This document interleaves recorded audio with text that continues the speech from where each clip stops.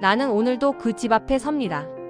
하얗게 칠해진 대문 앞에서 손잡이를 잡지도 못하고 그렇다고 발길을 돌리지도 못하고 안에서는 어머니의 울음소리가 들립니다. 그리고 아버지의 목소리가 들립니다. 나는 그것이 무엇을 의미하는지 압니다. 어릴 때부터 알고 있었습니다. 그러나 나는 여전히 그 문 앞에 서 있습니다. 들어가야 할지 도망쳐야 할지 모른 채. 그리고 수십 년이 지난 뒤 나는 다시 한번 같은 질문 앞에 서게 됩니다. 내가 사랑하는 남자의 손에서 나는 내 어머니와 같은 눈빛을 보았을 때, 이 이야기는 그 질문에 대한 이야기입니다. 사랑이 폭력을 용서할 수 있는가? 그리고 그 악순환을 끊을 수 있는 것은 결국 무엇인가? 오늘 들려드릴 이야기는 콜린 후버의 소설 우리가 끝이야입니다. 원제는 It Ends With Us입니다. 이 소설은 2016년에 처음 출판되었습니다. 그러나 출판 당시에는 크게 주목받지 못했습니다. 6년이 지난 2022년 소셜미디어의 독서 커뮤니티, 특히 틱톡의 북톡 문화를 통해 폭발적으로 재발견되었습니다. 한 독자의 짧은 리뷰 영상이 수백만 번 공유되고 그 책을 읽은 독자들이 또 눈물로 얼룩진 책을 들고 영상을 찍었습니다. 오래된 책이 새 책처럼 전 세계 베스트셀러 1위에 오르는 기이한 일이 벌어졌습니다. 그리고 2024년 이 소설은 블레이크 라이블리 주연의 영화로도 제작되어 개봉했습니다. 영화 역시 전 세계적으로 큰 화제를 모았습니다. 그런데 이 소설은 단순한 로맨스가 아닙니다. 읽고 나서 가슴이 따뜻해지는 이야기가 아닙니다. 오히려 읽는 내내 불편하고 읽고 난 뒤 오래도록 마음이 무겁습니다. 그 무거움이 이 소설의 진짜 힘입니다. 콜린 후버는 이 책을 쓰게 된 이유에 대해 공개적으로 밝힌 바 있습니다. 그녀 자신이 어린 시절 부모의 폭력적인 결혼 생활을 목격했다고. 그리고 이 소설은 그 상황을 떠나는 용기를 낸 어머니에게 바치는 이야기라고. 주인공의 이름은 릴리 블룸입니다. 릴리는 백합이라는 뜻이고 블룸은 피어난다는 뜻입니다. 이름부터가 이미 이 이야기의 방향을 암시합니다. 무언가가 피어나는 이야기. 혹은 피어나야 하는 이야기. 릴리는 이제 막 대학을 졸업한 23살 여성입니다. 꿈이 있었습니다. 언젠가 자신만의 꽃집을 열겠다는 꿈. 꽃을 좋아했습니다. 꽃은 아무 말도 하지 않지만 그 존재만으로도 공간을 바꾸어 놓습니다. 릴리는 그런 것을 좋아하는 사람이었습니다. 그녀의 어린 시절은 쉽지 않았습니다. 아버지는 어머니를 폭력적으로 대했습니다. 때리는 것만이 폭력이 아닙니다. 말로, 태도로, 무시로, 지배로. 릴리는 그 집안에서 그것들을 모두 보고 자랐습니다. 어머니가 울고 있을 때 어떻게 해야 할지 몰라 이불 속에서 귀를 막던 어린 릴리. 그 기억은 사라지지 않았습니다. 그런데 릴리에게는 단 하나의 탈출구가 있었습니다. 그것은 아틀라스 코리건이라는 남자아이였습니다. 이웃집에 혼자 살던 아틀라스. 집도 가족도 먹을 것도 없던 소년. 릴리는 그 아이에게 몰래 음식을 가져다 주었고 두 사람은 서로의 비밀을 나눴습니다. 말이 아닌 존재로 서로를 위로하던 그 시간들. 릴리에게 아틀라스는 단순한 첫사랑이 아니었습니다. 가장 어두운 시절에 곁에 있어준 사람이었습니다. 그러나 아틀라스는 어느 날 떠났습니다. 그리고 릴리는 오랫동안 그가 없는 세계에서 살아왔습니다. 아버지의 장례식이 끝난 날 밤 릴리는 한 건물 옥상에 올라갑니다. 이유는 없었습니다. 그냥 혼자 있고 싶었습니다. 울고 싶었지만 울 수가 없었습니다. 슬픔인지 안도감인지 모를 감정이 뒤엉켜 있었습니다. 폭력적이었던 아버지의 죽음 앞에서 딸은 무엇을 느껴야 할까요? 그때 한 남자가 옥상에 올라옵니다. 라일 킨케이드. 신경외과 의사입니다. 키가 크고 눈빛이 강렬한 남자였습니다. 두 사람은 처음에는 아무 말도 하지 않았습니다. 그냥 도시의 불빛을 내려다보았습니다. 그리고 릴리는 낯선 남자에게 속마음을 털어놓기 시작합니다. 라일은 매력적이었습니다. 자신감이 넘쳤고 지적이었으며 릴리를 바라보는 눈빛이 남달랐습니다. 두 사람 사이에 무언가가 흘렀습니다. 그러나 라일은 말했습니다. 나는 관계를 원하지 않아요. 진지한 건 싫습니다. 릴리도 그 말을 받아들였습니다. 서로 아무것도 기대하지 않기로. 그냥 지금 이 순간만. 그러나 감정은 약속대로 흘러가지 않습니다. 두 사람은 다시 만나고 또 만납니다. 라일은 점점 릴리를 떠나지 못하게 됩니다. 그리고 릴리도 라일에게 깊이 빠져들어갑니다. 불을 원하지 않는다고 말하면서도 계속 가까이 다가가는 것. 우리 모두 한 번쯤 경험해 본 감정 아닐까요? 그 무렵 아틀라스가 다시 나타납니다. 10년이 넘는 세월이 지났습니다. 어린 시절 가진 것 하나 없이 이웃집 마당에서 몸을 숨기던 소녀는 이제 어엿한 레스토랑 오너가 되어 있었습니다. 시간이 사람을 바꾸기도 하고 또 바꾸지 못하기도 합니다. 아틀라스의 눈빛은 여전히 그때와 같았습니다. 릴리를 바라볼 때의 그 눈빛.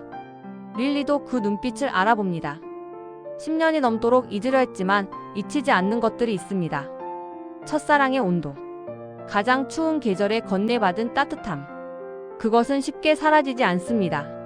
그런데 라일이 아틀라스의 존재를 알게 됩니다. 그리고 그것이 모든 것의 시작이 됩니다. 라일은 릴리를 사랑했습니다. 그것은 사실이었습니다. 그러나 라일에게는 또 다른 면이 있었습니다. 처음에는 작은 것들이었습니다. 릴리가 아틀라스를 만났다는 사실을 알았을 때 보인 차가운 눈빛.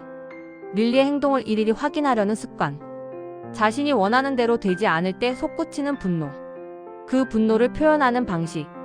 릴리는 알아챘습니다. 그러나 스스로에게 말했습니다. 기분 탓이라고. 내가 예민한 것이라고. 그는 나를 사랑하니까. 그 자기 설득의 언어. 그것이 얼마나 위험한지를 릴리는 어머니를 통해 이미 배운 사람이었습니다. 그런데도 같은 언어를 사용하고 있는 자신을 발견했을 때 릴리는 무엇을 느꼈을까요? 그리고 결국 일이 터집니다. 라일은 릴리에게 신체적 폭력을 행사합니다. 처음 한 번은 우발적인 사고처럼 보였습니다. 라일은 깊이 후회했고 눈물을 흘렸으며 다시는 그러지 않겠다고 맹세했습니다. 릴리는 그를 믿었습니다. 사랑했기 때문에. 그러나 두 번째가 왔습니다. 그리고 세 번째가 왔습니다. 이 장면들을 읽는 것은 쉽지 않습니다. 폭력 자체의 묘사가 충격적이기도 하지만 더 충격적인 것은 릴리의 내면입니다. 그녀가 스스로를 설득하는 방식, 그를 변명해주는 방식, 그래도 이 사람을 떠날 수 없다고 느끼는 방식. 그 심리가 너무 생생하고 너무 익숙해서 읽는 사람의 가슴이 조여듭니다. 이 소설에서 가장 아름답고 동시에 가장 슬픈 장면 중 하나는 어머니의 일기를 읽는 부분입니다. 릴리는 어머니의 오래된 일기를 발견합니다. 그 일기 속에는 젊은 날의 어머니가 있었습니다. 사랑에 빠졌던 여자. 설레고 기대하고 행복했던 여자. 그러나 시간이 지나면서 그 일기는 조금씩 달라집니다. 짧아지고 조심스러워지고 어떤 날은 아무것도 쓰이지 않습니다. 그리고 릴리는 읽습니다. 어머니도 처음에는 같은 말을 했다는 것을. 한 번만 더 믿어보겠다고. 이번 한 번만. 나는 오늘도 같은 선택을 했다. 그가 나를 사랑하기 때문이다. 그 문장 앞에서 릴리는 멈춥니다. 그리고 독자도 멈춥니다. 우리는 그 문장이 어디서 읽은 것인지 압니다. 릴리 자신의 일기에서. 세대를 넘어 반복되는 이야기. 딸은 어머니의 삶을 보고 자라면서 그렇게 살지 않겠다고 다짐합니다. 그러나 그 다짐과 현실 사이에는 깊은 강이 있습니다. 그 강을 건너는 것이 말처럼 쉽지 않다는 것을. 이 소설은 그것을 이야기합니다. 릴리는 결국 라일을 떠납니다. 그 결정이 쉬웠을까요? 전혀 그렇지 않습니다. 릴리는 라일을 사랑했습니다. 그것은 진실이었습니다. 그리고 라일도 릴리를 사랑했습니다. 그것도 진실이었습니다. 사랑하는데도 폭력을 행사하는 것. 그 모순이 가능하다는 것. 그리고 그 사랑이 아무리 진짜여도 폭력은 정당화될 수 없다는 것. 그 결론에 이르기까지 릴리는 얼마나 긴 시간을 걸었을까요? 그 시간 동안 얼마나 많이 스스로를 의심했을까요? 내가 너무 예민한 것이 아닐까? 내가 참으면 되는 것이 아닐까? 그가 정말 변할 수 있지 않을까? 그리고 소설의 가장 중요한 순간에 릴리는 이렇게 생각합니다. 이것이 끝나야 한다. 나에게서. 나로 인해. 지금. 우리가 끝이야. It ends with us. 제목의 진짜 의미가 이 순간 드러납니다. 세대를 넘어 반복되어 온 이 악순환. 그것을 끊을 수 있는 사람은 결국 나 자신뿐이라는 것. 누군가 도와주기를 기다릴 수 없다는 것. 그리고 그 결단이 사랑이 없어서가 아니라 사랑함에도 불구하고 내려야 하는 결단이라는 것. 이 장면은 많은 독자들을 울게 만들었습니다. 슬픔의 눈물이 아니었습니다. 뭔가 오래된 것이 부서지는, 그러나 동시에 무언가 새로운 것이 시작되는 느낌. 그 감정이 눈물이 되어 흘렀습니다. 이 소설에 대한 찬반 의견은 여전히 뜨겁습니다. 일부 독자들은 이 소설이 폭력적인 관계를 너무 낭만적으로 그렸다고 비판합니다. 라일이 폭력을 행사하면서도 너무 매력적으로 묘사된다고. 그래서 독자들이 그에게 감정을 이입하고 그의 폭력을 용서하게 만든다고. 반면 다른 독자들은 바로 그 점이 이 소설의 힘이라고 말합니다. 폭력적인 사람이 언제나 명백한 악당처럼 보이지 않는다는 것. 오히려 매력적이고 사랑스럽고 진심으로 후회하는 모습을 보이기 때문에 우리가 그 관계에서 빠져나오지 못하는 것이라고. 그 현실을 직시하게 만드는 것이 이 소설의 역할이라고. 콜린 후버 자신은 이렇게 말했습니다. 끔찍한 상황을 떠난 독자들로부터 내 책이 그렇게 하도록 영감을 주었다는 이야기를 들었습니다. 그것은 제가 바라는 가장 반가운 일입니다. 이 소설이 던지는 가장 중요한 질문은 이것입니다. 사랑한다는 것이 모든 것을 참아내는 이유가 될 수 있는가? 그리고 그 악순환을 끊기 위해 우리는 무엇을 선택해야 하는가? 쉬운 질문이 아닙니다. 정답도 없습니다. 그러나 이 질문을 외면하지 않는 것. 그것이 첫 번째 용기일지도 모릅니다.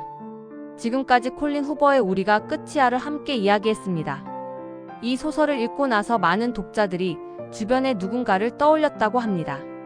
어머니를, 친구를 혹은 과거의 자신을. 그리고 그 사람에게 전화를 하거나 편지를 쓰거나 손을 내밀었다고 합니다.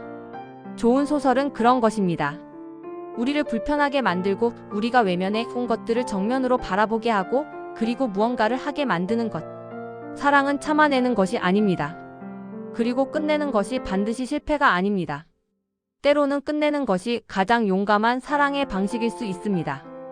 오늘도 긴 이야기 함께 해주셔서 감사합니다. 다음 시간에 또 좋은 이야기로 찾아오겠습니다.